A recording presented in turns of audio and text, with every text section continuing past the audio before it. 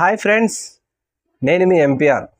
ముందుగా అందరికీ 78వ స్వాతంత్ర దినోత్సవ శుభాకాంక్షలు. ఆంధ్రప్రదేశ్లో ఏర్పడినటువంటి నూతన ప్రభుత్వం, నూతన ముఖ్యమంత్రి చంద్రబాబు నాయుడు గారు ఇచ్చినటువంటి సూపర్ 6 హామీలు మనకు తెలిసిందే.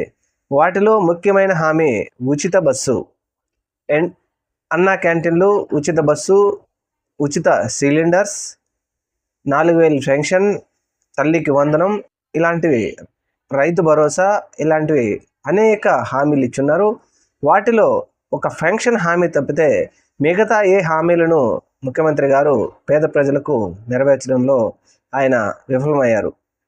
అయితే ఈ 2 నెలల నుంచి మన రాష్ట్రంలోని మంత్రులందరూ ఆగస్టు 15వ తేదీ నుంచి మహిళలందరికీ ఉచిత బస్సు మేము ఆగస్టు 15 స్వాతంత్ర దినోత్సవ సందర్భంగా ఉచిత బస్సును మొదలు పెడుతున్నామని చెప్పేసి ఈ 2 నెలల నుంచి ప్రజలందరినీ మభ్యపెడుతూ వచ్చారు.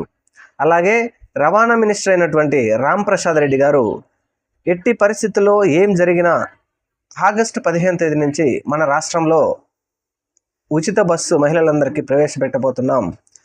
ఇప్పుడు అమల్లో ఉన్నటువంటి కర్ణాటక మరియు తెలంగాణ రాష్ట్రాలలో మా కమిటీ ఆల్రెడీ అక్కడ అన్ని సర్వేలు చేసింది. ఆ సర్వేలు కూడా మాకు అందాయి. వాటికి అనుగుణంగానే మేము ఆగస్టు 15వ తేదీన మన రాష్ట్రంలో ప్రజలందరికీ ఉచిత బస్సు మొదలు పెట్టబోతున్నామని చెప్పేసి ఆయన ఉదరగొడుతూ వచ్చారు.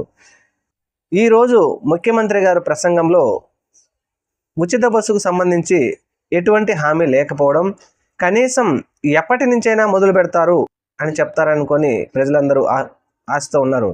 కానీ ముఖ్యమంత్రి నారా చంద్రబాబు నాయుడు గారు తన ప్రసంగంలో ఎక్కడా కూడా మహిళలకు సంబంధించినటువంటి ఉచిత బస్సు కానీ, గ్యాస్ సిలిండర్లు కానీ, తల్లికి వందనం కానీ, రైతు భరోసా కానీ అటువంటి ఏ హామీలకు కూడా ఒక స్పష్టమైన హామీ ఇవ్వకపోవడంతో రాష్ట్ర ప్రజలందరూ ఒకంత నిరాశకు గురయ్యారు.